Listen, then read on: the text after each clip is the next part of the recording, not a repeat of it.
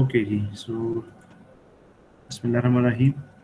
If you remember last time, we discussed the programming structures. That what is programming structure? So we discussed that actually program is nothing but it is a set of instructions which is used to perform a task. ठीक है, programme उसको कहते हैं जो कि एक set of instruction होती है जो कोई टास्क परफॉर्म करेंगे. Now, for each task, there is a sub-program or small module which consists of few sets of instructions. ठीक है. There are 4 types of programming structures. ठीक है, इसके 4 types हैं, जिसमें से हमने 2 पहले डिस्कस किए हैं. Sequential structure, in which the instructions are executed one after another.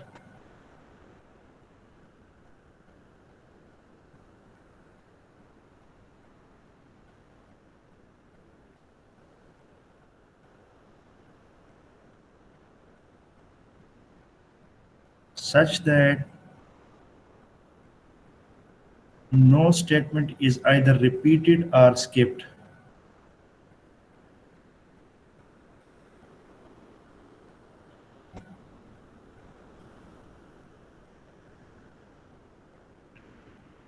Similarly, the second type of programming structure, that is conditional structure, is a kind of structure in which certain statements will be statements, ठीक है, certain statement or statements will be executed or skipped. ठीक है, कुछ execute होंगे, कुछ skip होंगे.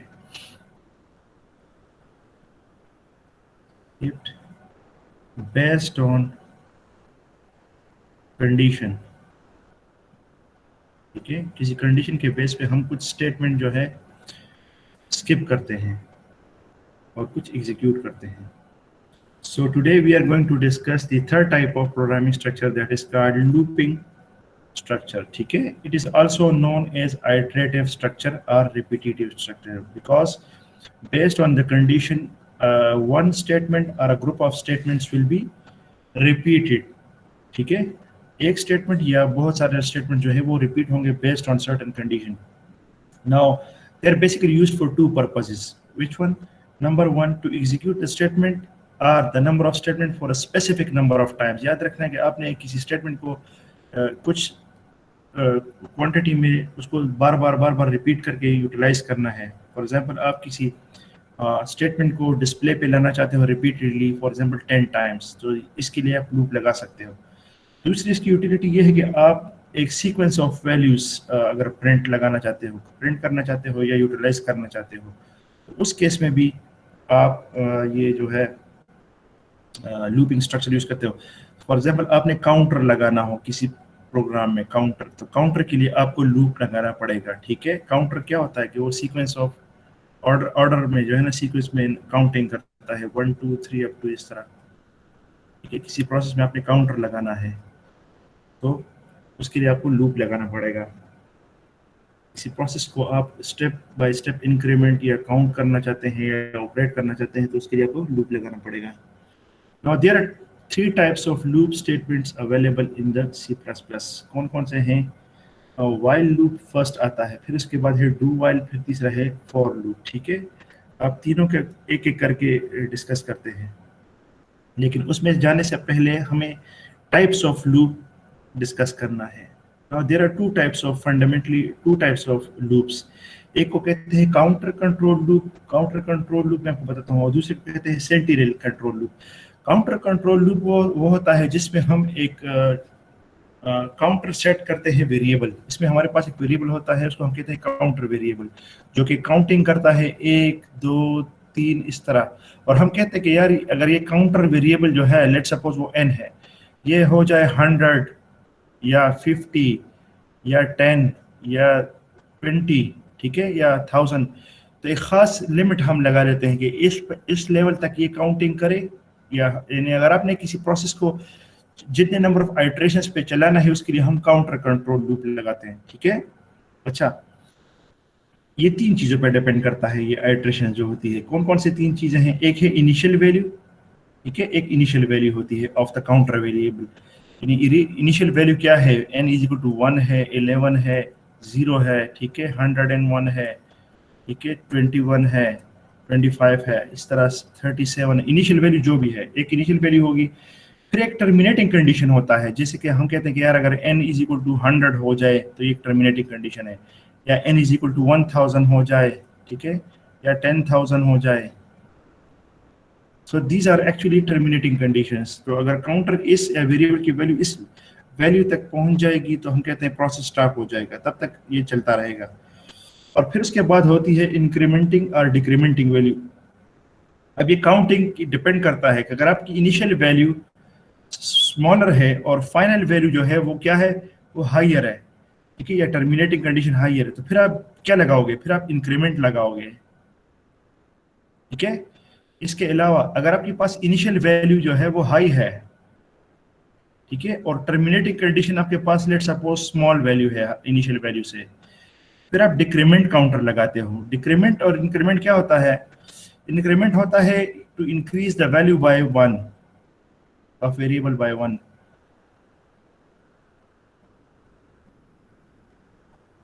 और ये होता है डिक्रीज वैल्यू बाय 1। अच्छा, इसके लिए मैं आपको बताऊंगा कि बेस्ट एग्जांपल क्या है, फॉर लूप है, ठीक है। फॉर लूप में मैं आपको एग्जांपल देता हूँ। फॉर लूप में, फॉर लूप में ऐसा होता है कि हम स्टेटमेंट वर्ड कीवर्ड लिखते हैं फॉर, ये कीवर्ड है। अच्छा, फिर हम इनिशियलाइज्ड वेरिएबल करते हैं कि ये इनिशियलाइज्ड वेरिएबल है। इनिशियलाइजेशन होती है यानी उसकी इनिशियल वैल्यू क्या है। फिर होता है कॉमा, टर्मिनेटिंग कंडीशन या closing condition, terminating condition, termination. और फिर उसके बाद कॉमा होता है इंक्रीमेंट या डिक्रीमेंट, डिपेंड करता है कि कौन सा है, इनिशियल वैल्यू और टर्मिनेटिंग कंडीशन, दोनों में से कोई एक सेट वैल्यू होगी, ठीक है, इंक्रीमेंट। सो काउंटर कंट्रोल लूप ये होता है कि जिसमें हमारे पास प्रोसेस लूप में चलता रहता है जब तक कि वेरिएबल की वैल्यू इनिशियल से टर्मिनेशन कंडीशन पे ना पहुंचे, तब तक वो लूप में चलता रहेगा। अच्छा, सेंटिनल वैल्यू कंट्रोल लूप क्या होता है, ये आसान है। इस तरह आसान है कि इसमें एक हमारे पास एक सेंटिनल वैल्यू होती है जिसको हम कहते हैं स्टॉपिंग वैल्यू।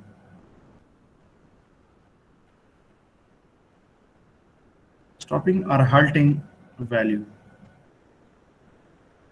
यानी हाल्ट करो, यहाँ पे स्टॉप करो प्रोसेस को। अब यह है कि आप एक प्रोग्राम लिख देते हैं, उसमें आप उस पे लूप लगा लेते हैं, ठीक है, लूप लगा लेते हैं और वो चलता रहता है, चलता रहता है जब तक कि आप अपने कीबोर्ड से इनपुट ना दें। बाय डिफॉल्ट इनपुट ना दें बाय डिफॉल्ट एक फिक्स्ड वैल्यू की, एक खास वैल्यू, कोई खास डिजिट, कोई खास नंबर, ठीक है। फॉर एग्जाम्पल मैं कोई प्रोग्राम लगा रहता हूँ जिसमें मैं उसको कहता हूँ कि यार ये लूप में चलता रहे जब तक कि मैं कीबोर्ड से -1 टाइप ना करूँ, ठीक है, -1। तो जो ही मैं -1 टाइप करूंगा तो ये ऑटोमेटिकली प्रोग्राम स्टॉप कर देगा, लूप से निकल जाएगा, ठीक है। आपको समझ आ रही है मैं क्या कह रहा हूँ? जी सर। सर ये स्टॉपिंग के साथ ही दूसरा नाम क्या है, हेल्टिंग है क्या? हाल्टिंग, हाल्टिंग, HALTING, हाल्ट भी स्टॉप ही होता है, उसका दूसरा सिनोनिम है। Okay sir. तो हाल्टिंग या स्टॉपिंग वैल्यू जो है, ये कीबोर्ड से हम कोई खास फिक्स्ड वैल्यू देते हैं कि अगर ये वैल्यू आएगी तो प्रोग्राम स्टॉप होगा, अदरवाइज ये चलता रहेगा, ठीक है। इसकी एग्जांपल मैं आपको ऐसे दूं कि समटाइम्स हम कोई प्रोग्राम रन करते हैं तो हमें ये मैसेज आता है प्रेस स्पेस बार या प्रेस इंटर की, प्रेस स्पेस बार या इंटर की, ऐसा ऐसा ऑप्शन अक्सर आ जाता है, कोई प्रोग्राम इंस्टॉल करो या कुछ कोई प्रोसेस करो, ठीक है। तो वो आगे तब तक नहीं जाता जब तक कि आप उस कंडीशन को मीट नहीं करते, ठीक है। तो जो ही आप वो बटन प्रेस करेंगे तो ऑटोमेटिकली प्रोसेस आगे जाता है, ठीक है, अदरवाइज वो वहाँ पे स्टॉप होता है, उसी पोजीशन पे होता है, उससे आगे नहीं जाता। तो ये भी एक सेंटिनल वैल्यू है, ठीक है, कि आप एक फिक्स्ड वैल्यू देते हैं तभी वो काम करता है, अदरवाइज काम नहीं करता। अच्छा, now let's discuss one by one the looping statements. सबसे पहले है while loop.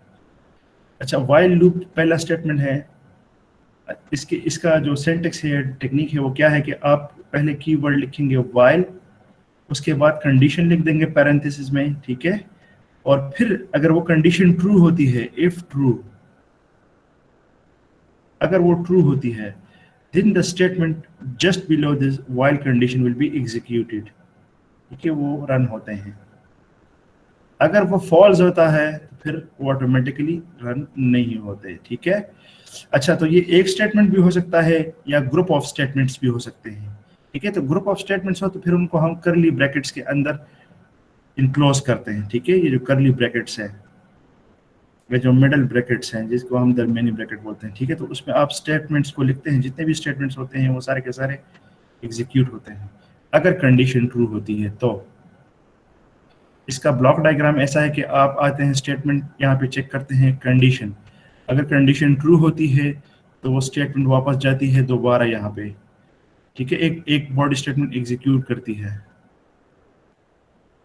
ठीक है, और फिर चेक करती है कंडीशन दोबारा, कंडीशन अभी भी ट्रू है तो फिर दोबारा जाती है, ठीक है, अगर वो ट्रू है तो फिर दोबारा लूप में जाती है। इस तरह तो वो लूप में चलती रहती है जब तक कि कंडीशन ट्रू हो। जो ही टर्मिनेटिंग कंडीशन जो है वो फॉल्स हो जाएगी तो ये लूप से निकल जाएगी और नेक्स्ट स्टेटमेंट पे चली जाएगी, ठीक है। एग्जांपल देखते हैं, write a program that inputs a number from the user, displays the table of that number using while loop, ठीक है। हम अपनी मर्जी का कोई नंबर n या x या a जो भी है, ठीक है, कोई नंबर एंटर कर देंगे कीबोर्ड से, और फिर हमें उसका टेबल आपको पता है क्या होता है, ठीक है, वो जो फॉर एग्जांपल मैं 4 लगा दूं, 4 1s are 4, 4 2s are 8, इस तरह ये टेबल होता है, ठीक है, या 4 10s are 40, इस तरह, इसको हम टेबल कहते हैं, पहाड़ा, ठीक है। तो सबसे पहले इंस्ट्रक्शन को देखें, हैश इंक्लूड iostream.h। आप मुझे बता सकते हैं ये इंस्ट्रक्शन क्या होता है, इसका क्या पर्पस होता है? प्री प्रोसेसर डायरेक्टिव सर, जी, प्री प्रोसेसर डायरेक्टिव। लाइब्रेरी में जो फाइल्स होते हैं सर, नहीं, तो फाइल्स इसमें को प्री प्रोसेसर डायरेक्टिव क्या है चीज है इस लाइन में? कौन सा वर्ड प्री प्रोसेसर डायरेक्टिव है? iostream includes hash include, hash include include hash के साथ जो वर्ड होता है ये प्री प्री प्रोसेसर है। प्रोसेसर ये हैश है, सर डायरेक्टिव इंक्लूड है। जी जी, iostream.h क्या है? ये इनपुट वो output data flow, library file है जिसमें आपके पास बिल्ट इन फंक्शंस पड़े होते हैं जिनको आप बॉडी में नीचे यूज करते हैं, इसलिए हम इसको इंक्लूड करते हैं। अच्छा, उसके बाद है hash include on your dot h, again this is a previous instruction which we have discussed. फिर उसके बाद है void main, ठीक है, ये भी प्रीवियस इंस्ट्रक्शन है, मेन फंक्शन है। फिर है यहाँ से बॉडी स्टेटमेंट स्टार्ट होती है, करली ब्रैकेट CLR SCR, आपको पता है ये क्या चीज़ है, ठीक है, ये भी हम पढ़ चुके हैं पहले। ये क्लियर स्क्रीन इंस्ट्रक्शन है जो कि इन लाइब्रेरी फाइल्स में डिफाइन होता है, ठीक है, या इन पे या इसमें, इन दोनों में से किसी एक में होगा, ठीक है, जिसको हम डायरेक्टली कॉल कर रहे हैं, फंक्शन कॉल कर रहे हैं। अच्छा, यहाँ पर क्या है हमारे पास int n, c, ये क्या चीज़ है? What is int n, c? Variable से variable ये वेरिएबल डिक्लेरेशन इसको कहते हैं, ठीक है, we are declaring two variables. यहाँ पर ये क्या है? c इज इक्वल टू 1, जिसको हमने डिफाइन किया है असाइन की हुई है वैल्यू सी। हाँ, इसको Assign है sir, initialisation, one is assigned for variable c को हमने इनिशियलाइज किया है, ठीक है, उसको वैल्यू असाइन की है 1 की। अच्छा, फिर है सी आउट इंटर द नंबर, यहाँ पर आप सी इन कीबोर्ड से n, तो यहाँ से आप कीबोर्ड से कोई भी नंबर इंटर करेंगे अपनी मर्जी का, ठीक है, कीबोर्ड इनपुट आप दे देंगे यहाँ से, ठीक है, फॉर एग्जांपल n आप देते हैं 7,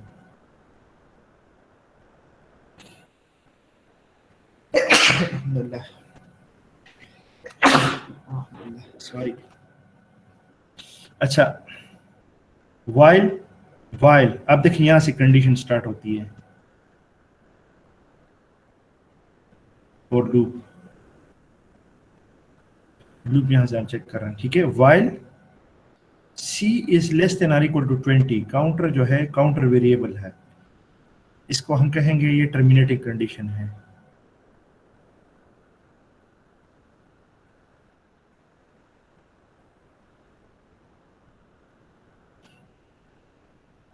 ये वो इनिशियलाइजेशन थी, ठीक है, वो स्टार्टअप था, वेरिएबल इनिशियलाइजेशन, ये टर्मिनेटिंग कंडीशन है। while C is less than or equal to 20, अब हम चेक करेंगे कि ये जो C है यहाँ पर ये 20 से स्मॉलर है या बिगर है, जो कि आप चेक करें कि 1 is smaller than or equal to 20, true है या फॉल्स है कंडीशन? ट्रू है ना? ट्रू है सर, ट्रू है, स्मॉल है। हाँ, जब कंडीशन ट्रू होगी तो ये स्टेटमेंट अब एग्जीक्यूट होंगे नीचे। अब नीचे कौन कौन से स्टेटमेंट एग्जीक्यूट होंगे इस बॉडी के, इस पैकेट के अंदर, ये वाला और ये वाला, ये सारे स्टेटमेंट। सबसे पहले सी आउट स्टेटमेंट एग्जीक्यूट होगा, पहला सी आउट एन क्या था, आपने कीबोर्ड से जो नंबर एंटर किया था, फॉर एग्जांपल 7, तो पहले 7 आएगा आउटपुट स्क्रीन पे। ये मैं आपको आउटपुट स्क्रीन की बात कर रहा हूँ।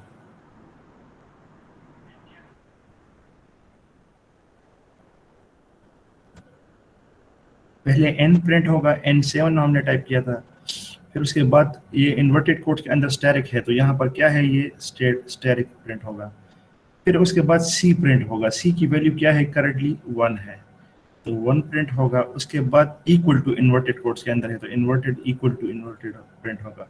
और फिर n मल्टीप्लाइड बाय c होगा प्रिंटेड, तो n को c से मल्टीप्लाई करो तो क्या आंसर आएगा कंप्यूटेशनली? 7। फिर उसके बाद है एंड लाइन, तो ये नेक्स्ट लाइन में जाएगा, तो कर्सर यहाँ पे आ जाएगा, ठीक है। अब फिर नेक्स्ट स्टेटमेंट क्या है, c is equal to c plus 1, तो ये क्या चीज़ है, इसको हम क्या कर रहे हैं, इंक्रीमेंट, एक इंक्रीमेंट दे रहे सर जी, ये इंक्रीमेंटिंग है, ठीक है। जो हम कह रहे थे क्या, एक आपको इंक्रीमेंट करना पड़ेगा, डिक्रीमेंट।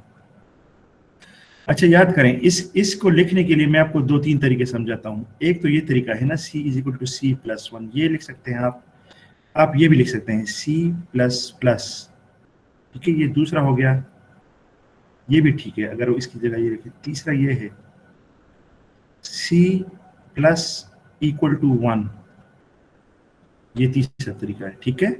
तीनों तरीके लिख सकते हैं। ये भी, ये जो है ना, ये लेफ्ट साइड पे जो होता है, ये लेटेस्ट वैल्यू होती है, लेटेस्ट वैल्यू। ये जो होती है, ये करंट या प्रीवियस वैल्यू आप कह सकते हैं, एग्जिस्टिंग वैल्यू। इक्वल टू के राइट साइड पर एग्जिस्टिंग वैल्यू होती है और लेटेस्ट वैल्यू लेफ्ट साइड पर आती है हमारे पास, ठीक है। सी इक्वल टू, और ये सी प्लस प्लस का भी यही मतलब है कि C is equal to C plus 1, और इसका भी यही मतलब है कि C equal to C plus 1, तीनों का यही मतलब है। तो आप तीनों इंस्ट्रक्शन लिख सकते हैं, ये इसकी जगह सेकंड में लीजिएगा, बट आपकी मर्जी, कौन सा लिख, कोई सा भी लिखे, काम करेगा। अच्छा, फिर अच्छा, अब आप दोबारा जाएंगे, अब चूंकि हमारे पास c प्लस 1 हो गया ना, तो c की करंट वैल्यू क्या हो जाएगी, लेटेस्ट 2 हो जाएगा, प्रीवियस था, 2 हो जाएगी सर, तो c अब 2 हो गया, ठीक है। अब आप फिर दोबारा जाएंगे, कंडीशन while पे जाएंगे, चेक करेंगे कि यार ये c जो है, ये इसकी वैल्यू 20 से स्मॉलर है या नहीं, कंडीशन ट्रू है या फॉल्स है? ट्रू है सर, ट्रू है, देयरफॉर कंडीशन ट्रू है, तो फिर ये फिर बॉडी स्टेटमेंट बॉडी में आएगा, पहले फर्स्ट लाइन एग्जीक्यूट करेगा, सी आउट n। अब n की वैल्यू क्या थी जो कीबोर्ड से हमने एंटर किया था, 7, फिर उसके बाद स्टैरिक फिर आएगा, ठीक है। उसके बाद फिर c, अब c की लेटेस्ट वैल्यू क्या आ रही है, 2 प्रिंट होगा, ठीक है। उसके बाद क्या है, n multiplied by c, so n को c से मल्टीप्लाई करो, 7 को 2 से मल्टीप्लाई करो, लेटेस्ट 14 प्रिंट होगा। फिर एंड लाइन, तो कर्सर फिर नेक्स्ट लाइन में चला जाएगा, और फिर है c is equal to c plus 1। तो अब मुझे बताएं लेटेस्ट वैल्यू c की क्या हो जाएगी, previous value plus 1, previous value plus 1 3। अब आप फिर चेक करेंगे कंडीशन के, c जो है ये 3 जो है ये 20 से स्मॉलर है या ना है, स्मॉलर है, ट्रू कंडीशन, ट्रू है। फिर इस तरह, तो फिर ये चलता रहेगा, ये ड्रामा, ठीक है, 3, ये ड्रामा चलता रहेगा तब तक। सर यहाँ तो फेल नहीं हो जाएगा? हाँ, 20 तक चलता रहेगा सर, हाँ यहाँ 20 तो तक फेल हो चलता जाएगा। रहेगा। जब ये 21 हो जाएगा, 21 पे चला जाएगा, ठीक है, आगे जाके 21 पे चला जाए तो आप कंडीशन चेक करेंगे।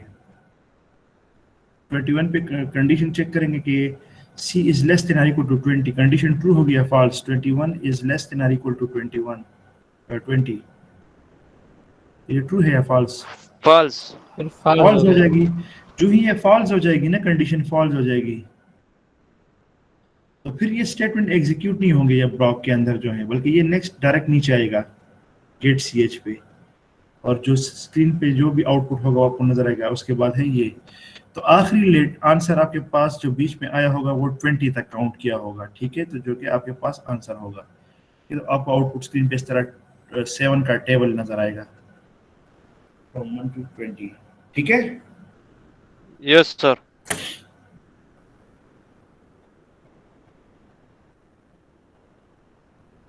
Let's run this program, okay?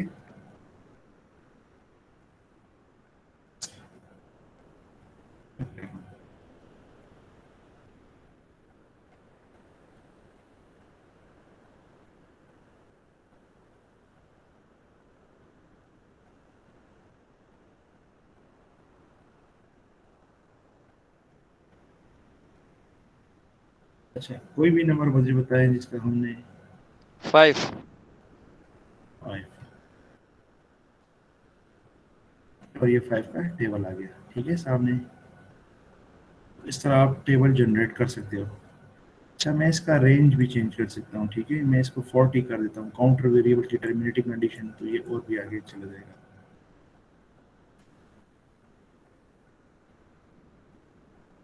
ये 40 तक इसका टेबल जनरेट कर रहा है।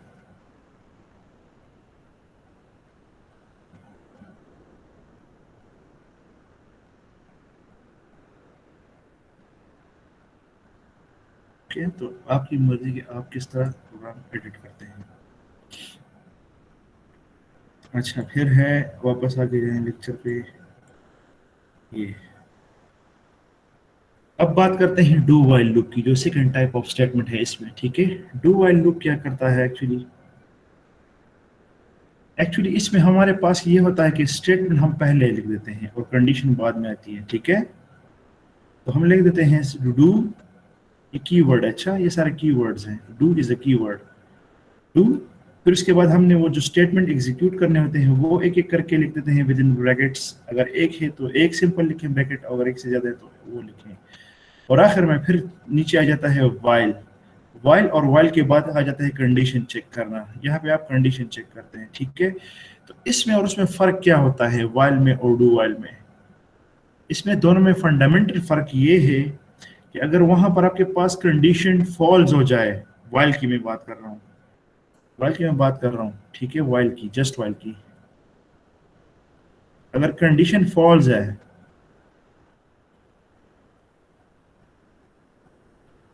देन नो स्टेटमेंट एग्जीक्यूटेड, ठीक है, no statement execution.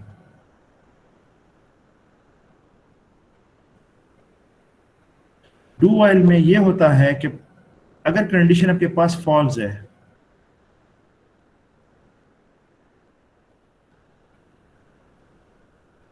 at least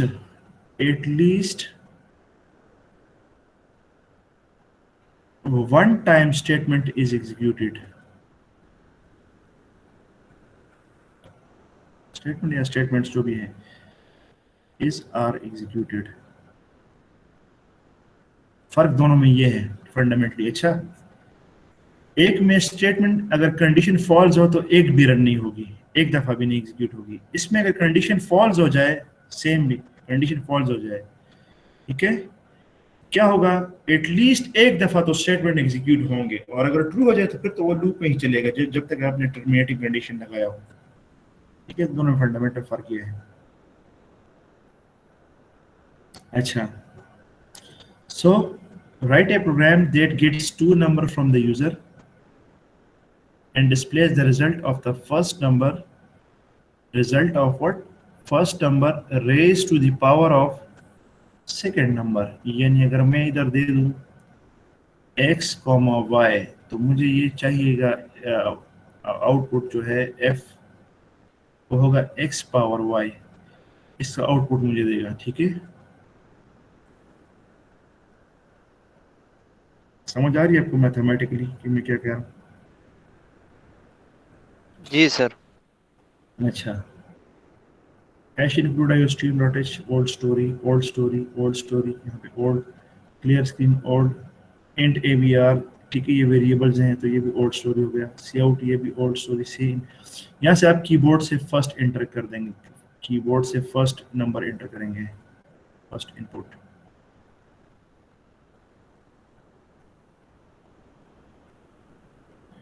फिर है cout enter the second number, तो यहाँ से कीबोर्ड से अगेन आप कोई दूसरा नंबर एंटर कर देंगे।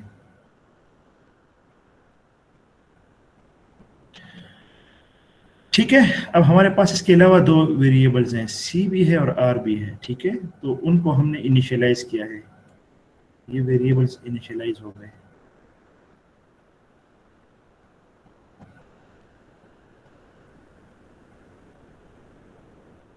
ये सी और आर, ठीक है। अच्छा, अब क्या है, डू वाइल कंडीशन है ना, तो यहां से वो लूप स्टार्ट होता है, लूप, डू फिर स्टेटमेंट है, फिर क्या है, r is equal to r, मतलब ये लेटेस्ट वैल्यू होगी, ये एग्जिस्टिंग वैल्यू होगी, ये भी एग्जिस्टिंग है, ठीक है, और इस तरह ये वाला भी, ये भी लेटेस्ट है और ये भी एग्जिस्टिंग है, ये सी है, ठीक है। तो ये दोनों एग्जिस्टिंग वैल्यूज, आप उसमें कुछ चेंज करेंगे। अच्छा, अब आप मुझे बताएं कीबोर्ड से फर्स्ट नंबर, ठीक है, कोई छोटा सा नंबर बताएं। ट्रू। और सेकंड 3, ठीक है। तो ए मेरे पास 2 है और बी मेरे पास 3 है, ठीक है। अब मुझे बताएं, डू में शुरू करें, r is equal to are multiplied by A, तो r की वैल्यू मेरे पास क्या आ गई, 1 है सर। 1 मल्टीप्लाइड बाय ए करो ना, ए, ट्रू। 2 आता है 2। r की वैल्यू 2 आ गई मेरे पास, नहीं, और c की वैल्यू भी मुझे बताओ, शाबाश, c इज C इक्वल की टू 2। प्लस 1, c भी 2 आ गया, ठीक है। while, अब कंडीशन चेक करो, while c is less than or equal to b, b भी आपके पास मालूम है और c भी मालूम है, ये b है। while c is smaller than or equal to b, condition true है या फॉल्स है, ट्रू है सर। ट्रू है, therefore ये ट्रू हो गया, ठीक है। तो दोबारा वापस जाओ, फिर लूप में जाओ, ऊपर डू के स्टेटमेंट में जाओ। अब मुझे दोबारा बताएं, r is equal to are multiplied by a, अब लेट एग्जिस्टिंग वैल्यू r की ये थी, ठीक है, 4 हो गया, अभी 4 हो गया। हाँ, तो r इज इक्वल टू 4, और मुझे ये बताएं c C 3 होगा। Equal to 3। अब कंडीशन चेक करेंगे, c इज लेस देन और equal to b, 3 is less than और इक्वल टू 3, ट्रू है या फॉल्स है? ये फॉल्स। नहीं, ट्रू है सर। ट्रू है, इक्वल टू जो है ना, बीच में इक्वल टू साइन भी कंडीशन में है, यस सर, ट्रू है सर। 3 के बराबर है तो कंडीशन ट्रू है, अभी ट्रू है फिलहाल, यस ठीक है। सर। तो मैं क्या करूंगा, फिर मैं नेक्स्ट आइटरेशन में जाऊंगा, थर्ड आइटरेशन में, वो क्या है, r इज इक्वल टू, फिर लूप में चला गया, r is equal to are multiplied by r, क्या हो जाएगा, r मल्टीप्लाइड बाई a, 8, ठीक है, और c क्या हो जाएगा, c प्लस 4। 4, ठीक है। अब आप फिर कंडीशन चेक करें, जाएं, c इज लेस देन और equal to b, 4 is less than और इक्वल टू 3, ये कंडीशन है, ये ठीक फॉल्स है भी सर। लेस देन और इक्वल टू 3, चेक करो, फॉल्स है, तो फॉल्स है, तो यहाँ पर हमारा लूप खत्म हो जाएगा इस पॉइंट पे, ठीक है। अब आप याद रखें, आखिरी वैल्यूज मेरे पास क्या क्या है, r है और c की latest values, while c out, अब आप लूप से निकल, c out the result is r की वैल्यू क्या आ रही है, 8। 8, यहाँ पे 8 प्रिंट आएगा। अब मुझे ये बताएं, अगर मैं दे दूं 2 पावर 3, तो मेरे पास उसका आंसर क्या आना चाहिए, 8। 8, तो मैंने ये लिया था ना, a को मैंने 2 लिया था, a पावर b, a को मैंने इनपुट किया था 2 और b को मैंने एंटर किया था 3, मेरे पास आंसर यही आया ना, x पावर y। सही है? जी sir. Let's run this thing. Okay, इसको रन करते हैं।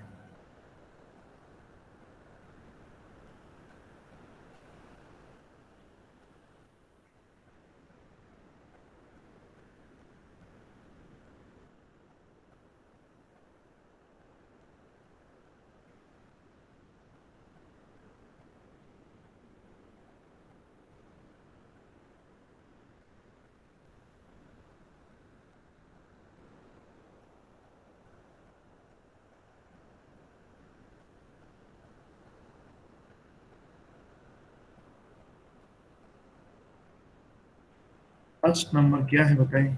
2 2। सेकंड नंबर बताएं? 3 8। First number 7, second number 5। 8 okay, आप 7 पावर 5 लेने कैलकुलेटर से, तो आपके पास ही आंसर आएगा जो भी आया है। ठीक है, इस तरह आप मुख्तलिफ प्रोग्राम लिख सकते हैं यूजिंग डू वाइल स्टेटमेंट। ठीक है, डू वाइल स्टेटमेंट को यूज करते हैं, कोडिंग कर सकते हैं। अच्छा, ये बात तो वैसे मैंने अभी एक्सप्लेन की है थोड़ी देर पहले, जो अभी ये स्लाइड पे आई है, ये प्री टेस्ट और पोस्ट टेस्ट। हमारे पास दो कंडीशंस होते हैं, याद रखिए। एक होती है प्री टेस्ट कंडीशन, एक होती है post test condition. Pre test condition क्या होती है? जिसमें कंडीशन पहले आती है before the execution of the loop. ठीक है, it is a condition that is used to test for the completion of the loop at the top of the loop। ठीक है, ये हम टॉप में लिखते हैं। अच्छा, अगर ये कंडीशन फॉल्स होगी तो ऑटोमेटिकली कोई भी स्टेटमेंट जो है बॉडी में एग्जीक्यूट नहीं होगा, ये मैं बता चुका हूँ। ठीक है, यस सर, व्हाइल लूप की तरह है सर। जी जी, इसकी एग्जांपल है while loop. Pre test condition की, ये जो कंडीशन हम लगाते हैं ना, ये वाला, इसे कहते हैं pre test condition. Yes sir. Pre test condition ये है कि आप देखें, जो ही ये चेक करेगा कि n 0 है, इनिशियलाइज किया है यहाँ पर, ये इनिशियलाइज किया। ठीक है, ऑलरेडी ऐसे एग्जांपल, ये वैसे एग्जांपल है आपको।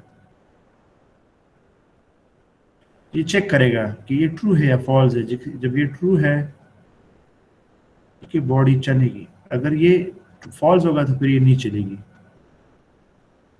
ठीक है, अगर फॉल्स होगा तो फिर नहीं चलेगी, इसलिए इसको कहते हैं pre test condition. For example इसकी थी वाइल लूप वाली सेटअप। ठीक है, अच्छा, फिर है post test condition. Post test condition is a condition that is used to test the completion of the loop at the bottom of the loop. इसको हम कहते हैं पोस्ट टेस्ट कंडीशन।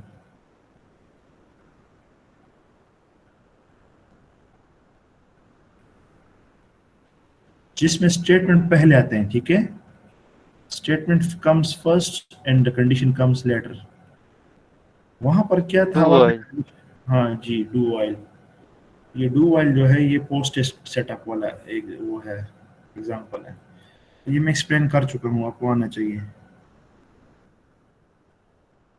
वाइल जो है ये प्री टेस्ट है, do while post test है।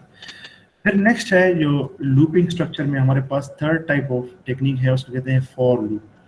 अच्छा, फॉर लूप जो है, अगेन ये भी एक या एक से ज्यादा स्टेटमेंट को हम स्पेसिफाइड नंबर ऑफ टाइम्स अगर एग्जीक्यूट करना चाहिए यूटिलाइज कर सकते हैं। और ये काउंटर कंट्रोल लूप है। आपको याद है मैंने बताया था कि एक काउंटर कंट्रोल लूप होता है और एक सेंटिनल कंट्रोल लूप होता है। सेंटिनल जो कि हम कोई फिक्स्ड वैल्यू अप्लाई करते हैं कीबोर्ड से, तो लूप से ऑटोमेटिकली कंट्रोल निकल जाता है।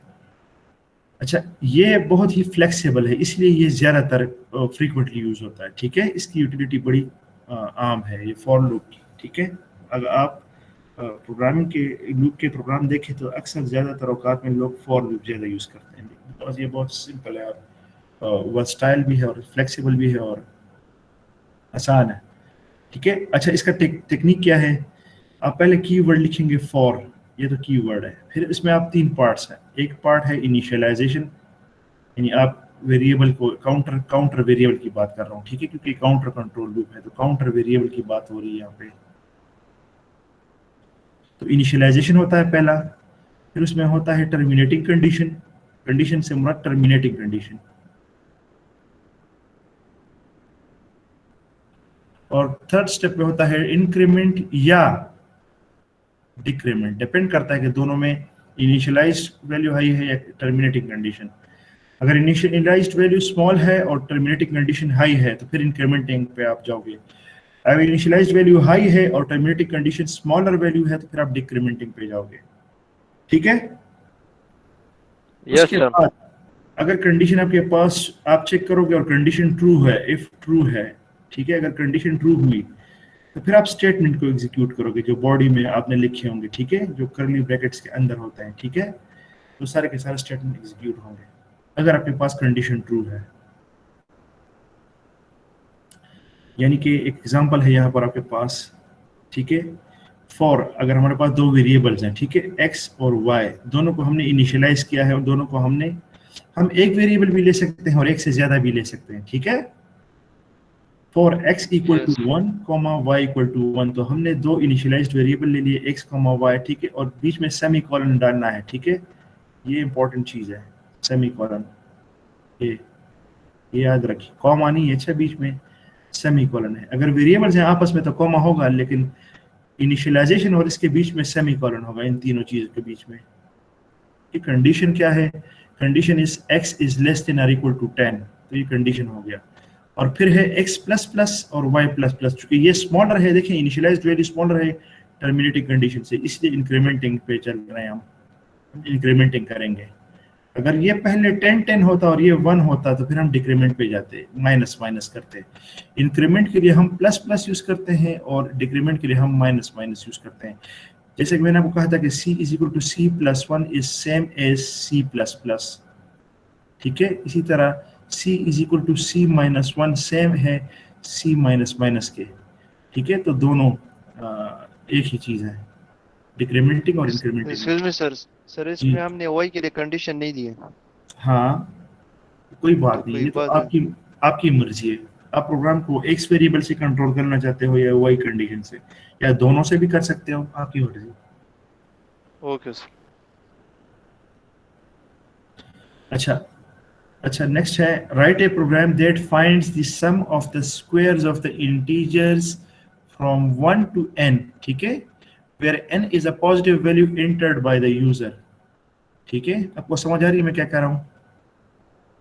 लेट्स सपोज n आपने 5 एंटर किया है कीबोर्ड से, ठीक है, तो ये मुझे क्या फाइंड करेगा? n 1 square plus 2 square plus 3 square plus 4 square plus 5 square sum, ठीक है, इसका आंसर मुझे देगा। अगर मैंने n 10 किया है तो फिर इस तरह plus 6 square plus up to 10 square इस तरह करेगा।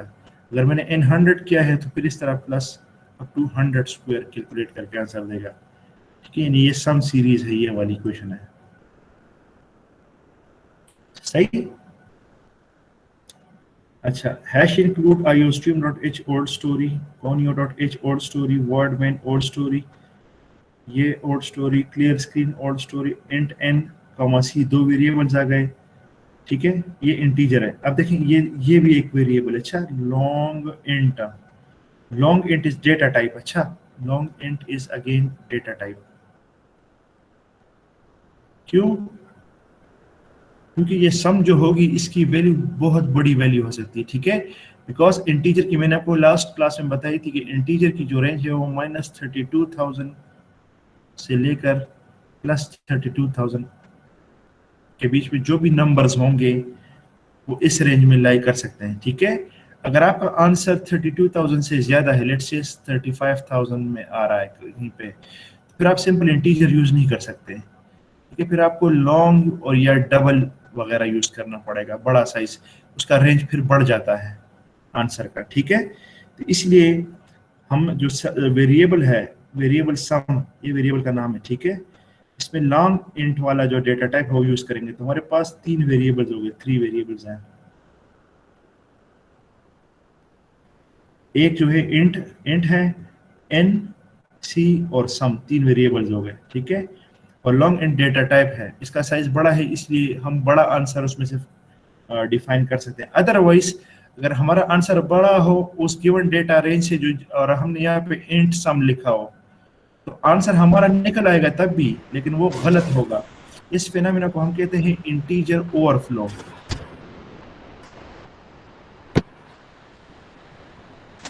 ठीक है, जब आपका आंसर इंटीजर डेटा टाइप के रेंज से बाहर आता है, उस फिनोमेना को हम बोलते हैं इंटीजर ओवरफ्लो। आंसर आपका आएगा, कुछ आंसर आएगा वैसे ही रैंडम कोई नंबर होगा, कुछ इंटीजर नंबर्स होंगे, लेकिन वो गलत वैल्यू होगी। आपको ऐसे नजर आएगा, अगर आप कैलकुलेट करके चेक करेंगे वो करेक्ट आंसर नहीं होगा, वो कोई रैंडम नंबर्स नंबर जनरेट होंगे।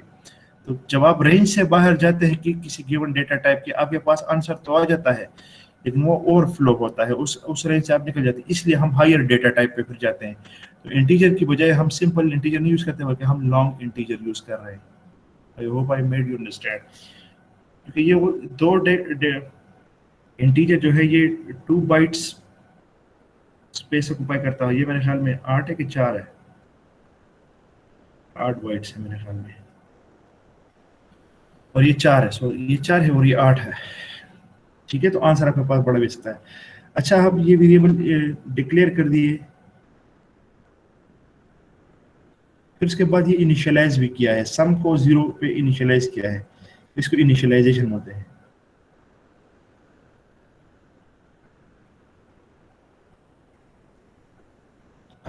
सी out enter a number cin N.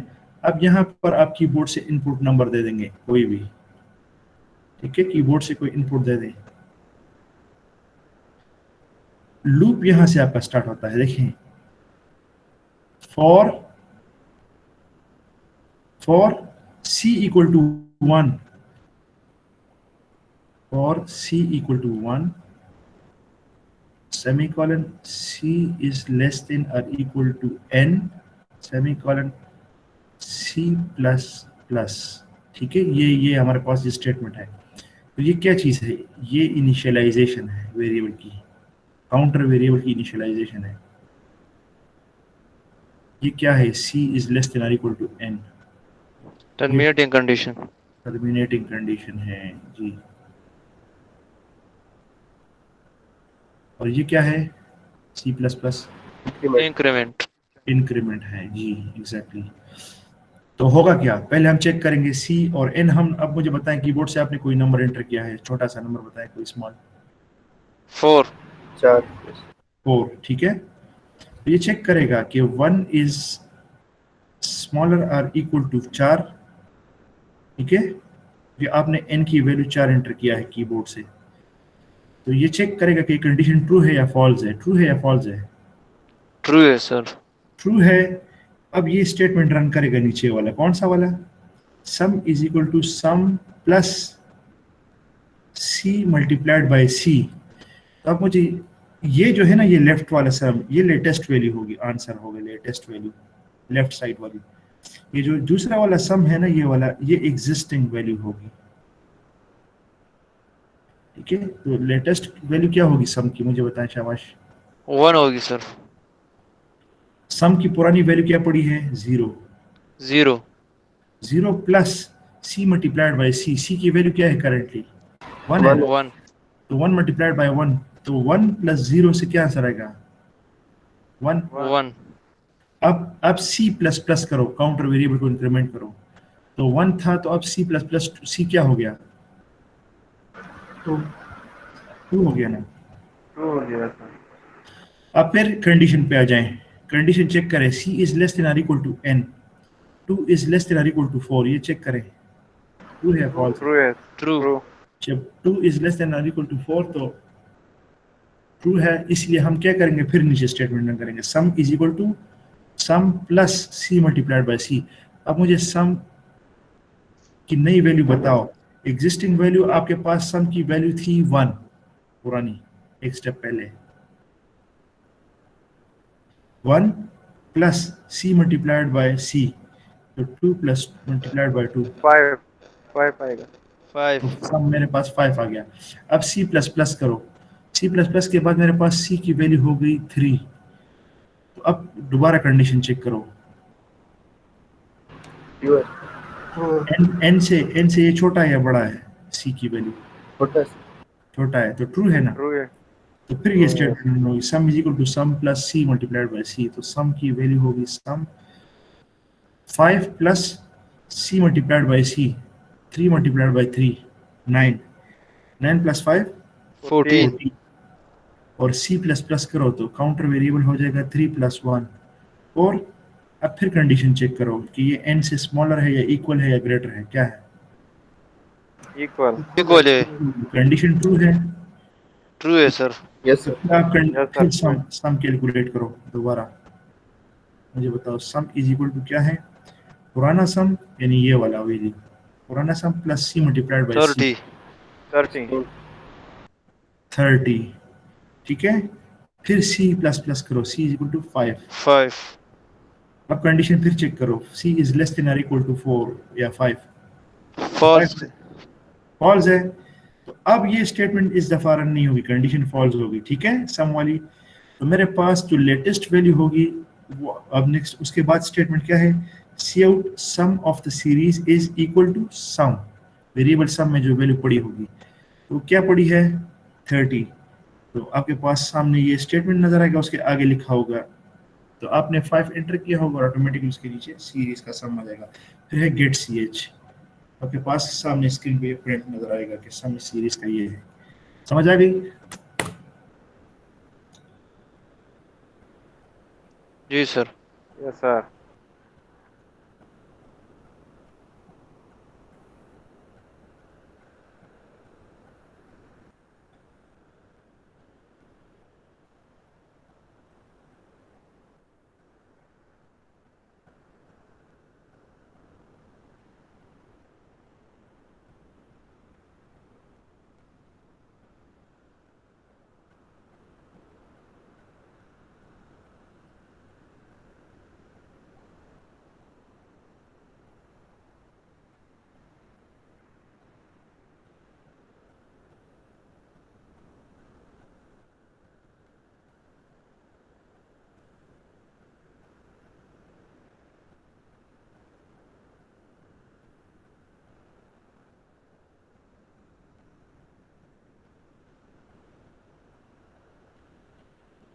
ठीक है जी, let's run this programme.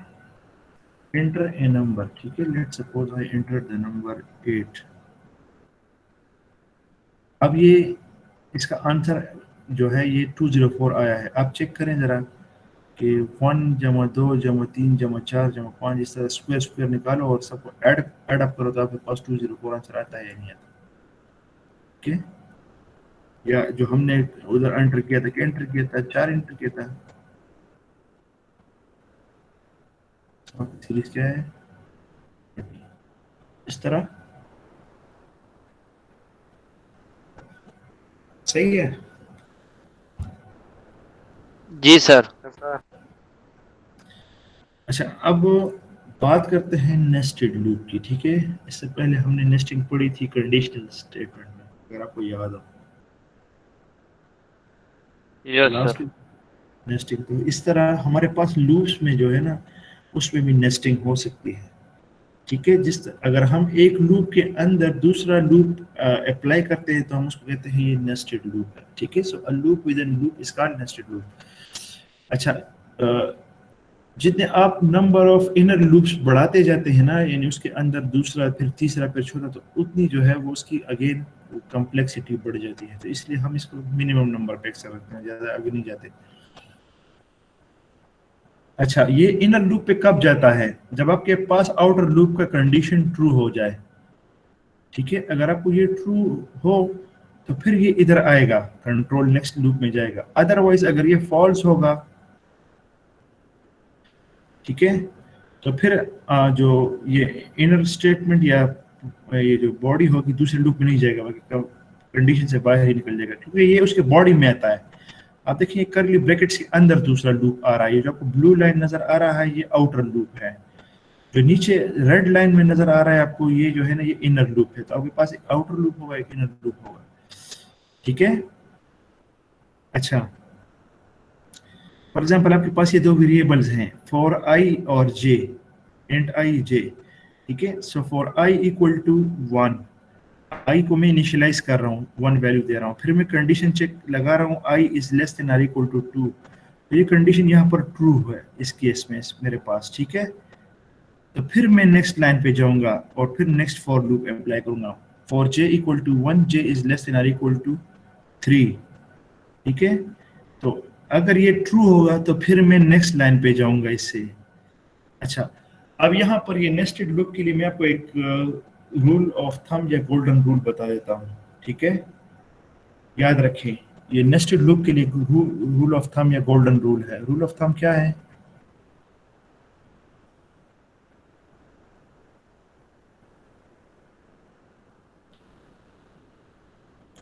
For every outer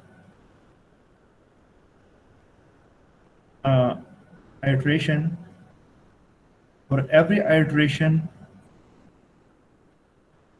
we need to do all inner iterations. अगर आपको ये रूल पता हो तो आप बहुत आसानी से नेस्टेड लूप के प्रॉब्लम सॉल्व कर सकते हैं, प्रोग्रामिंग कर सकते हैं, कोडिंग कर सकते हैं, ठीक है। For every outer iteration we need to do all inner iteration, यानी अगर हम पहले आउटर के लिए एक दफा कंडीशन चेक करें, फिर हम तब तक इनर में लगे रहेंगे जब तक कि वो कंडीशन फॉल्स ना हो जाए, ठीक है। वो तब तक वो इनर लूप में लगा रहेगा। जब वो फॉल्स हो जाएगा तो फिर ये बाहर आ जाएगा और फिर ये दूसरे कंडीशन फिर चेक करेगा, जब वो ट्रू होगा तो फिर इनर पे आ जाएगा और फिर इस तरह इनर पे लगा रहेगा। I hope I made you understand जो मैं कह रहा हूँ। Yes sir. अच्छा, आपको एग्जांपल से समझ आ जाएगी। Write a program that displays the following shape using nested loop. ये एक शेप है, ठीक है। ये आउटपुट स्क्रीन पे आप दिखाना चाहते हो, ठीक है। स्टार्स का एक पैटर्न है, तो आप ये नेस्टेड लूप से हम कैसे करेंगे इसको, ठीक है। अच्छा, याद रखें जो हमारे पास आउटर ये जो स्क्रीन होती है ना, इसमें स्पेसिंग होती है। जैसे अगर हम इसको ग्रिड के फॉर्म में ले ले, ग्रिड के फॉर्म में ये आउटपुट स्क्रीन को ग्रिड में, तो मेरे पास यहाँ पर ये रो है और ये कॉलम है, ये इस तरह ये फर्स्ट होगा तो ये भी फर्स्ट होगा, फिर ये सेकंड है, ये थर्ड है, फोर्थ, फिफ्थ, इस तरह ऑनवर्ड जाते जाएं। इस तरह ये सेकंड रो है, थर्ड है, फोर्थ, इस तरह जाते जाएं। तो यह याद रखें, फॉर एवरी रो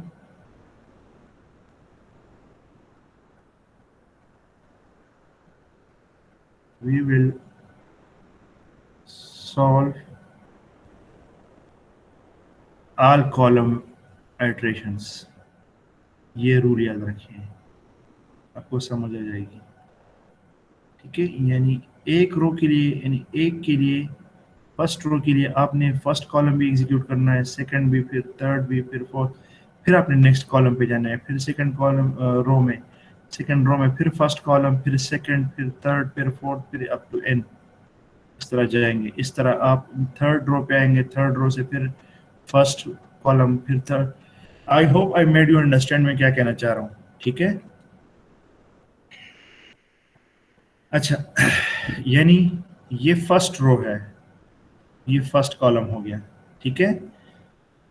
फिर ये सेकंड रो है, ये फर्स्ट कॉलम है, और फिर ये सेकंड कॉलम है, फिर ये थर्ड कॉलम है, फिर इस तरह फोर्थ है, फिर फिफ्थ है, and so on and so fourth. आपको समझ अब आ रही है कि नहीं? Yes, sir. Yes, sir. ठीक है। पहले मैं इसके लिए ये सारे कॉलम सॉल्व करूंगा, फिर मैं नेक्स्ट रो के लिए सारे कॉलम सॉल्व करूंगा। ये रूल वैसा ही है जो अभी मैंने आपको पिछले स्लाइड पे बताया था। फॉर एवरी आउटर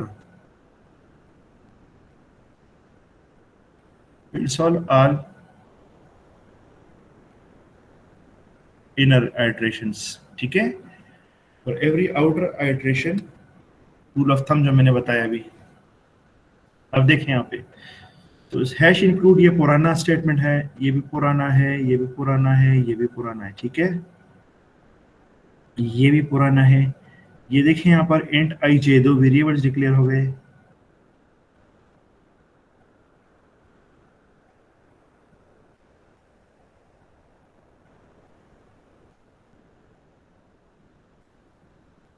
आप देखें,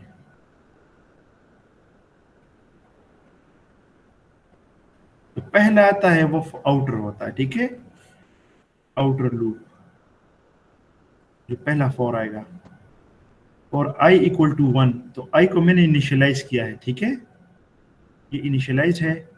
चेक करो i इज लेस देन और इक्वल टू 5, कंडीशन ट्रू है या फॉल्स है? ट्रू है सर। ट्रू है सर। ट्रू है। तो अब मैं इसके बॉडी स्टेटमेंट में आऊंगा, बॉडी स्टेटमेंट में फिर नेक्स्ट पे आऊंगा। ये क्या है? ये इनर है।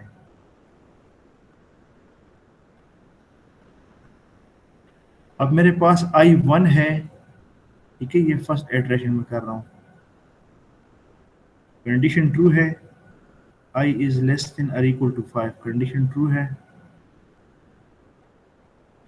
तो फिर क्या है? फॉर j में आ जाऊंगा, ठीक है, j में आ जाऊंगा। अब फॉर j इक्वल टू 1, तो j को इनिशियलाइज किया गया है यहाँ पे, ये i j दोनों डिक्लेयर थे वहां पर, यहाँ पे इनिशियलाइज किया, तो j को इनिशियलाइज किया गया है, और ये चेक किया गया है कि j इज लेस देन और इक्वल टू i है। याद रखें i की वैल्यू हमारे पास क्या थी पहले से, ये j 1 हाँ, तो कंडीशन ट्रू है या फॉल्स है? ट्रू है। ट्रू है ट्रू है सर। ट्रू है। ट्रू है। तो अब मैं नीचे इस स्टेटमेंट True है। दूंगा, सी आउट स्टार, तो यहाँ पर ये स्टार बन गया ये वाला, ठीक है, पहला इंसर्ट करना है। फिर क्या होगा? अब j प्लस प्लस हो जाएगा, जे में j इंक्रीमेंट प्लस प्लस हो डालेंगे। गया। हाँ, तो j की वैल्यू क्या होगी? 1 से ट्रू। ट्रू। ट्रू। अब कंडीशन फिर चेक करो कि j जो है ये स्मॉलर है i से या नहीं। फॉल्स हो गया फॉल्स सर है अभी। सर। फॉल्स हो गया, तो अब ये स्टेटमेंट एग्जीक्यूट नहीं होगी ये वाली, ठीक है। तो अब ये आउटर लूप में आ जाएगा। तो सी आउट पे क्या है फिर? नेक्स्ट एंड लाइन, ठीक है। तो ये कर्सर जो होगा ये नेक्स्ट लाइन पे आ गया, यहाँ से नेक्स्ट लाइन पे आ गया, यहाँ पे आ गया स्टार्ट पॉइंट पे, ठीक है। अब आ जाए वापस शुरू में, i प्लस प्लस करो, तो i क्या हो जाएगा? End line, yes sir. True हो जाएगा। टू हो जाएगा, सही है ना? True. Yes sir. Yes condition sir. Check करो, i इज लेस देन और इक्वल टू 5, ट्रू है सर। ट्रू हो गया। ट्रू हो गया। तो अब आप नीचे आ जाएं, ट्रू है सर। True yes. नीचे, अब नीचे आ जाएं। अब फिर क्या है? j इज इक्वल टू 1 हो गया, j is equal to 1, j is equal to 1 फिर इनिशियलाइज है। अब कंडीशन फिर चेक करो, j इज लेस देन और इक्वल टू i है, j इज लेस देन और equal to i, condition true है या फॉल्स है? ट्रू है सर। ट्रू है। तो फिर इसके बाद नीचे आ जाओ, सी आउट पे क्या है? स्टार है, तो यहाँ पे ये सेकंड स्टार प्रिंट हो जाएगा, स्टार यस सर। ठीक है। अब j प्लस प्लस करो, j की वैल्यू क्या हो जाएगी? ट्रू हो जाएगी। ट्रू। फिर कंडीशन True. चेक करो, j इज लेस देन और equal to i, false. Condition true है फॉल्स। सर। ट्रू। ट्रू है। नहीं, ट्रू है, इक्वल टू है ना, इक्वल। आप देखें, ट्रू है यस सर। अभी हम इनर लूप में लगे हुए हैं। देखें, मैं एक i के लिए 2 दफा j को यूज कर रहा हूँ, ठीक है, यस i सर की ट्रू वैल्यू है। वही पुरानी है, ट्रू है, ठीक है। तो फिर दोबारा सी आउट क्या है? स्टैरिक है, तो दूसरा स्टार भी प्रिंट हो गया साथ में। फिर j प्लस प्लस करो, j की वैल्यू 3 करो। अब कंडीशन फिर चेक करो, ट्रू है या फॉल्स है सर। फॉल्स है हो सर गया? अभी। फॉल्स है सर। बिकॉज i जो है ये 2 है, ठीक है, i जो है वो 2 है। तो अब देखें, जब ये फॉल्स हो गया तो अब ये क्या करेगा? ये वापस नीचे आ जाएगा, सी आउट इस लूप से निकल गया, yes sir. And line. And and line line, तो यस। कर्सर जो है फिर यहाँ पे आ जाएगा, यहाँ पे आ जाएगा, इस पॉइंट पे थर्ड लाइन पे आ जाएगा। अब फिर i प्लस प्लस करो, तो i की वैल्यू क्या हो जाएगी? 3। 3 और फिर कंडीशन चेक करो, i इज लेस देन और इक्वल टू 5, ट्रू है। ट्रू है, therefore ट्रू। हाँ। तो अब कंडीशन ट्रू है, तो फिर हम नीचे आएंगे। फिर j जो है इनिशियलाइज हुआ है फॉर j इक्वल टू 1 है, ठीक है। अब ये दोबारा Yes. इनिशियलाइज हुआ, फिर कंडीशन चेक करो, कंडीशन ट्रू है जी सर। j जो है ट्रू। स्मॉल ट्रू है i से, yes. J is less then 1। हाँ, तो ये स्टार प्रिंट हो जाएगा, ठीक है। नेक्स्ट सी आउट पे फिर j प्लस प्लस करो, j को 2 के बराबर ले आओ, 1 से, इंक्रीमेंट है ना ये वाला। यस अब सर, कंडीशन फिर चेक करो, j is Yes. Less condition फिर ट्रू है। फिर ट्रू है। फिर स्टार प्रिंट हो जाएगा दूसरा। अब जल्दी जल्दी बताओ, j फिर 3 हो जाएगा, अभी फिर ट्रू है सर, कंडीशन ट्रू ट्रू है है। तो फिर थर्ड स्टार प्रिंट हो जाएगा। फिर j 4 करो, अभी फॉल्स हो गया सर। अब फॉल्स हो गया तो फिर ये सी आउट हो जाएगा, एंड लाइन आ जाएगा, तो कर्सर फोर्थ लाइन पे चली जाएगी। तो अब i प्लस प्लस करो, तो अब i की वैल्यू क्या हो जाएगी 4। ठीक है, यस सर, कंडीशन चेक करो, 4 is less than or true equal है, टू 5। ट्रू ट्रू है है तो सर, आप इनर आ जाएंगे, फिर j इज इक्वल टू 1 करो। अब j is equal to true 1 है, है, कंडीशन चेक करो, j is less than or equal to i। True है तो कंडीशन ये ट्रू, स्टार प्रिंट होगा। फिर j प्लस प्लस करो, j को 2 करो, ट्रू कंडीशन है, चेक करो, कंडीशन फिर भी ट्रू है। 4 से स्मॉल है, 2 4 से स्मॉलर है, तो ट्रू है, तो फिर दूसरा प्रिंट हो जाएगा। फिर j प्लस प्लस करो 3, अब 3 जो है ट्रू वो है सर, कंडीशन ट्रू है। तीसरा भी हो गया। फिर चौथा करो, ये भी ट्रू है, 4 is equal equal to to 4, बराबर है, और जब ये 5 हो जाएगा, तो फॉल्स हो जाएगा। ये फॉल्स हो जाएगा, तो फिर ये एंड लाइन पे आ जाएगा, तो नेक्स्ट लाइन पे चला जाएगा, और वहां पर i प्लस प्लस करो, तो i 4 से क्या हो जाएगा, 5 पे चला जाएगा। अब जब ये i is less than equal to 5 अभी भी ट्रू है, ट्रू है, कंडीशन ट्रू, और फिर ये j नीचे आ जाएगा, j इनिशियलाइज हो गया। जब j इनिशियलाइज होगा तो कंडीशन ट्रू, ट्रू है, फॉल्स है, ट्रू है, पहला स्टार प्रिंट हो ट्रू जाएगा। है। ठीक है, फिर उसके बाद j प्लस प्लस करो, 2 हो जाएगा, 2 स्मॉल है i से, यस फिर सर, ट्रू है ट्रू कंडीशन, कंडीशन, फिर दूसरा भी प्रिंट हो जाएगा। फिर 3 कर लो, फिर कंडीशन ट्रू भी है, ट्रू है तो तीसरा भी हो जाएगा।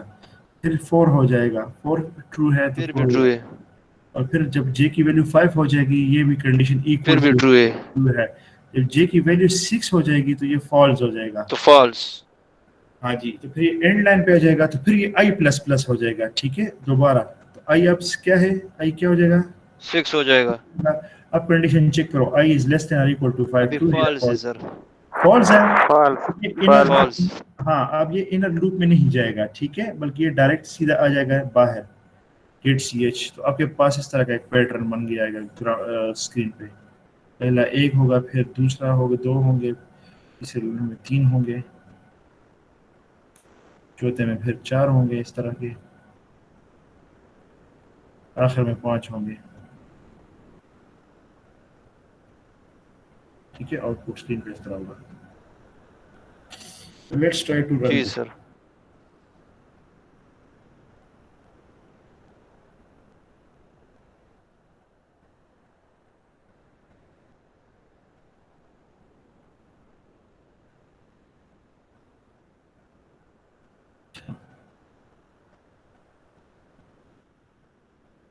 ठीक हो गया,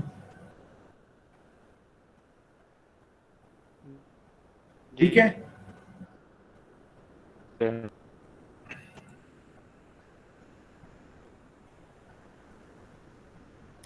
अच्छा, एक और प्रोग्राम देख लेते हैं। Write a program that displays all possible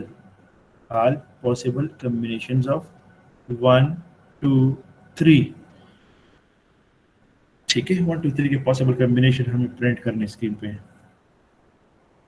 hash include iostream.h, hash include conio.h, void main, clear screen. ठीक है, ये एंड ijk, 3 वेरिएबल्स हो गए ijk।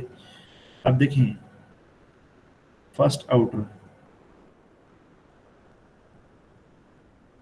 for I is equal to 1, I less than और इक्वल टू 3 कंडीशन है। ठीक है, true है या फॉल्स है, ट्रू है सर, ट्रू है तो ट्रू है सर। अब ये नेक्स्ट में जाएगा, नेक्स्ट लाइन में। ठीक है, for j is equal to 1, तो j भी इनिशियलाइज है, j इज लेस देन और इक्वल टू 3, ये कंडीशन है इसके लिए। तो j अभी फिलहाल क्या है, ट्रू है।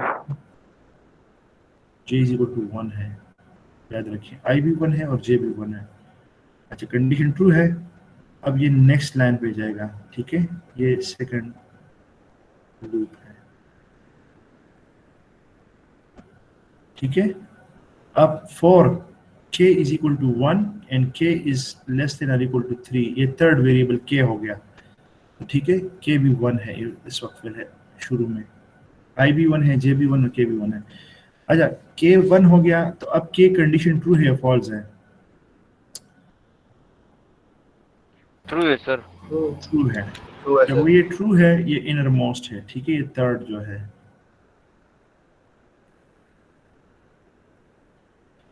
लूप है।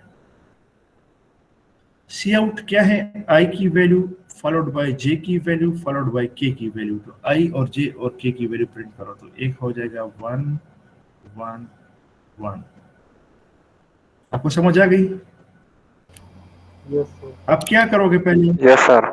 अच्छा, बीच में क्या है? बीच में ये स्लैश टी जो है ना, ये टैब स्पेसिंग है, ठीक है, ये टैब स्पेसिंग होती है। टैब आप जानते हैं कीबोर्ड में एक बटन होती है, ठीक है, इसको एस्केप सीक्वेंस कहते हैं। इस तरह आप स्लैश ई लगाते हो ना, slash N for new line, next line, इस तरह ये स्लैश टी जो है ना, ये भी एक एस्केप सीक्वेंस है। स्लैश टी स्लैश एन, ये जो है ना, ये एस्केप सीक्वेंसेस हैं, इसको कहते हैं एस्केप सीक्वेंसेस।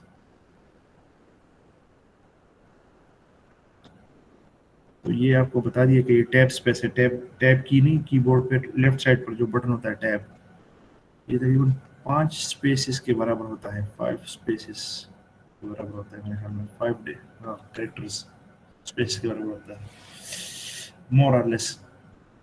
अच्छा, उसके बाद फिर क्या होगा? अब आप क्या करेंगे? मैंने क्या कहा था आपको, रूल क्या बताया था? रूल क्या बताया था मैंने लूपिंग के लिए, नेस्टेड लूप के लिए? For one outer loop, all inner loop are replicated. For every outer loop, you will solve all inner iterations, ठीक है, inner loop iteration। तो सबसे पहले inner most कौन सा वाला लूप है? के वाला, ठीक है। तो सबसे पहले के। और इस, हाँ, तो इसके इमीडिएट आउटर में क्या आ रहा है? जे आ रहा है ना। के से बाहर जो है लूप आउटर बीच में जो आ रहा है वो क्या है? सेकंड लूप जो है इंटरमीडिएट, वो जे है। और जे से बाहर क्या है? आई। तो देखें, अब हम क्या करेंगे, फॉर जे के लिए जो ना के के सारे इटरेशंस पहले चलाएंगे, ठीक है, जे के लिए के के सारे इटरेशंस चलाएंगे।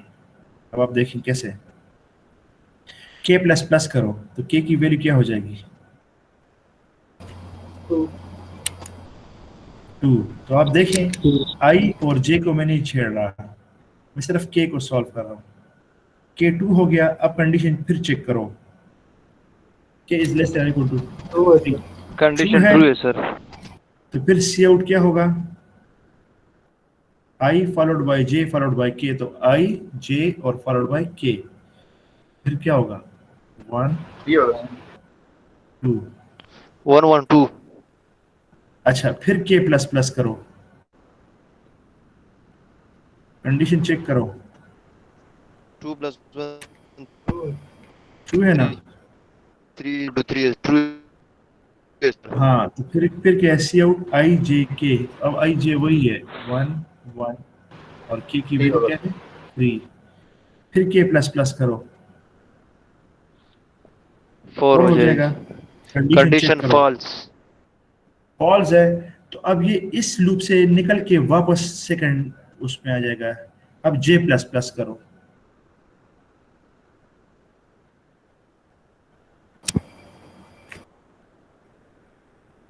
जे प्लस प्लस करो, क्या आता है? पहले जे क्या था? 2। अब 2 हो गया, ठीक है। जब जे 2 हो कंडीशन गया, ट्रू है सर। कंडीशन ट्रू है, तो फिर ये वापस आ जाएगा इनर लूप में। तो फिर के क्या है? 1 है, इनिशियलाइज हो गया ना, इनिशियलाइज्ड है 1, ठीक है, इनिशियलाइज्ड हो गया। अब सी आउट आई जे के, तो फिर क्योंकि कंडीशन 1 2 ट्रू है 1। मेरे पास, तो इसलिए क्या होगा? 1 2 1। अब के फिर प्लस प्लस करो, 2 हो जाएगा। जे को प्लस। कंडीशन चेक करो, नहीं, इनर लूप जे के लिए आप के दोबारा फिर नेक्स्ट आइटरेशन को नहीं सॉल्व करोगे। मैंने क्या कहा था? For every outer iteration you have to solve all inner iterations. पहले इनर सही है आइटरेशन खत्म सर। करोगे, ठीक है, तो के को इंक्रीज करो, तो 1 से के हो जाएगा 2। कंडीशन चेक करो, ठीक है, ट्रू है। तो फिर अब क्या आ जाएगा? आई जे के, तो आई 1 2 और फिर ये 2 हो जाएगा। फिर k प्लस प्लस करो तो k 2 + 1 3, कंडीशन चेक करो ट्रू है तो फिर i j k प्रिंट हो जाएगा, तो 1 2 3 ये आ जाएगा। फिर k प्लस प्लस करो 4, अब कंडीशन चेक करो false, false हो गया। condition false, हाँ, तो अब ये प्रिंट नहीं होगा बल्कि ये एक स्टेप फिर पीछे चला गया, लूप से बाहर निकल जाएगा। इस लूप से निकल जाएगा, थर्ड लूप से सेकंड लूप में चला जाएगा। अब क्या होगा, j की वैल्यू को इंक्रीज करेगा, J is क्योंकि equal to j की 3, वैल्यू है ना, j की वैल्यू को yes इंक्रीज sir, अभी करेगा, j की वैल्यू को इंक्रीज 3 हो करेगा। जाएगा। 2 + 1 3, कंडीशन चेक करो 2 + 1 सही इक्वल है, ट्रू है सर कंडीशन। 2 है, तो फिर इनर में आ जाओ, ठीक है। k फिर 1 होगा, तो अब आप मुझे जल्दी जल्दी बताएं फिर नेक्स्ट क्या होगा। 1 3 1, फिर सेकंड आप k को इंक्रीज फिर करोगे, आप फिर कंडीशन चेक करोगे, ट्रू हो जाएगा, तो ये हो जाएगा 1 ट्रू है, 1 3 2 2, फिर k को 3 इंक्रीज करो 1 1 3 3 3 और आखिर में 4, तो फिर ये गलत हो जाएगा, false, फॉल्स हो जाएगा, false, फिर वापस चला जाएगा। अब फिर वापस चला जाएगा, j में। अब j की वैल्यू क्या है पुरानी, 3 है तो अभी 4 हो जाएगी। 4 हो जाएगी, तो कंडीशन क्या है आप चेक करो, False, फॉल्स हो जाएगी। तो जब yes कंडीशन sir, फॉल्स हो जाएगी तो अब ये नीचे नहीं आएगा, बल्कि ये भी एक अभी स्टेप आएगी पीछे ऊपर। चला जाएगा, ये एक स्टेप पीछे चला जाएगा। तो अब i इनिशियली 1 था ना, i Yes sir, plus plus हो जाएगा, तो फिर i प्लस प्लस के बाद i की वैल्यू क्या हो जाएगी, ट्रू, 2। अब कंडीशन चेक करो, 2 इज लेस देन और इक्वल टू 3, ट्रू है, ट्रू है, तो अब ये नीचे सेकंड पे आएगा। अब जो है ना, इसके लिए j की वैल्यू फिर इनिशियलाइज हो गई, 1 हो गई है, वो समझ आ रही है। यस सर, यस j की सर, वैल्यू 1 हो गई। अब कंडीशन क्या है, ट्रू है या फॉल्स है, ट्रू है सर, ट्रू है, तो अब ये भी ट्रू है, तो अब ये फिर दोबारा नीचे आ गया, तो फॉर k, अब ये k के लिए आ गया, k फिर इनिशियलाइज हुआ है 1, कंडीशन ट्रू True है, है सर, ट्रू है, ट्रू है sir, i j k print हो जाएगा। मुझे i j k बताएं, ट्रू 1 1 1 आप मुझे जल्दी से दो, आप इसके लिए k जो है ये 2 हो जाएगा, ठीक है, कंडीशन ट्रू है, फिर ये ट्रू है सर, 2 1 2 1 2 2, फिर 3 हो 2 1 जाएगा, 3 फिर 2 1 हाँ 3 हो 2 जाएगा। 1 3, फिर 2 1 False, नहीं, बस फॉल्स हो जाएगा, 2 1 नहीं होगा, फिर 2 false हो 1 जाएगा अभी। फॉल्स हो जाएगा। हाँ, तो ये वापस चला जाएगा j की तरफ, यस सर, j को इंक्रीज करो, j प्लस प्लस, तो जे को 2 करे सर, 2 करो, कंडीशन फिर चेक करो, ट्रू है, तो फिर ये नीचे आएगा K k equal to में। 1, आप यहाँ पर k फिर चेक करें, ठीक है, ट्रू है सर, 1, तो ये हो जाएगा 2 2 1, ठीक है, तो ये हो जाएगा 2 2 1 2 1, फिर 2 2 2 फिर सर, डबल 2 और फिर 2 2 3 2 3, फिर 2 2 3 हो जाएगा, ठीक है, तीसरे के फॉल्स लिए। अभी हो जाएगा सर, वहाँ चौथे पे ये फॉल्स हो जाएगा, तो फिर वापस जाएगा, i equal to 2, j is equal to 3 J हो इज जाएगा, इक्वल टू 3, इंक्रीज करो j को, ट्रू है सर, ट्रू है, कंडीशन फिर इनर आएगा, True, तो k yes. k की वैल्यू फिर 1 करो, 1 तो कंडीशन 2 3 चेक 1 करो, तो ये हो गया 2 3 1 2 3 2 2 3 2 3 3, 2 3 3 इस तरह होगा, ठीक है। अभी फॉल्स, फिर फॉल्स होगा, फिर ये j में जाएगा, अब j की वैल्यू फिर अभी 4 जे हो फॉल्स, जाएगी, j जब 4 False हो हो जाएगी जाएगी। तो ये फॉल्स हो जाएगा, तो फिर ये बैक चला जाएगा, तो i प्लस प्लस हो जाएगा, तो फिर ये I क्या हो 3 कर जाएगा, ले अभी। 7 में i 3 हो जाएगा, एग्जैक्टली। कंडीशन चेक करो, 3 is less than equal to 3, true है, तो ये फिर अब बराबर है, yes sir, तो अब j जो है फिर 1 हो जाएगा, और k जो है ना फिर अगेन फिर के में 1 1 हो जाएगा, ठीक है, तो फिर हो जाएगा 3 3 1 1 1, फिर हो जाएगा 3 1 2 2 3 1 3, 3 1 3, एग्जैक्टली ये ऐसे होगा, ठीक है। 4 पे फिर फॉल्स हो जाएगा, हाँ, फॉल्स हो जाएगा, तो फिर ये i इक्वल टू 3 और j इक्वल टू 2 कर लो, 2 ठीक है, True है, फिर condition true है। 1 2 3 3 2 लगा लो, 1 ये हो जाएगा 3 2 1 3 2 2 3 2 2 और 3 3 2 3 3, और फिर जो चौथे पे जाएगा तो ये False. गलत हो जाएगा, वापस जाएगा, तो अब j को 3 करेगा, I is equal to 3 J is equal to 3 i equal to 3 j equal to 3, condition is check equal- करो, j की ट्रू है, फिर नीचे ट्रू जाएगा है सर। इज इक्वल टू 1 1 2 2 3 3, ये हो जाएगा 3 3 3 1 3 1 3 3 3 3 2 2 और 3 3 3 3 3 3 और फोर्थ पे क्या हो जाएगा फॉल्स हो ऑटोमेटिकली जाएगा सर। ये फिर ये नीचे जाए वापस जाएगा। जे को इंक्रीज करेगा, जे की वैल्यू क्या है 3 है जे तो भी वो भी फॉल्स हो 4 है जाएगा। तो ये भी फॉल्स हो जाएगा। जब ये पीछे जाएगा आई की वैल्यू है आई 3 है तो आई फिर +1 हो जाएगा तो 4 हो जाएगा, कंडीशन ये भी भी फॉल्स फॉल्स हो है। जाएगा। तो ये सारे के सारे लूप से निकल आके डायरेक्ट गेट सीएच पे आ जाएगा और आखिर में आपके पास स्क्रीन पे ये सारे के सारे नंबर जो अभी हमने जनरेट किए हैं ये 1 2 3 के कॉम्बिनेशन से बने हैं। ठीक है, yes I made you understand about the operation of the inner loops, कैसे काम करते हैं। ठीक है, नेस्टेड लूप की समझ आ गई डेप्थ में। Yes, sir.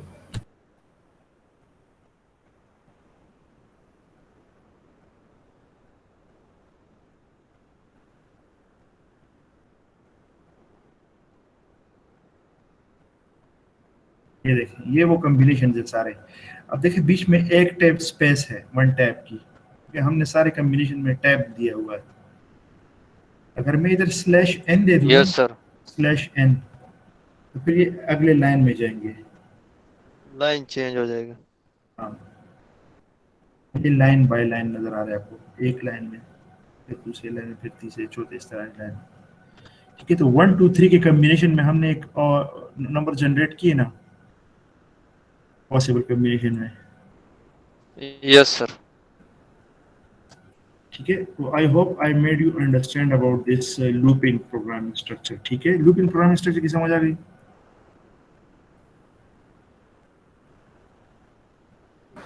Yes sir. अच्छा,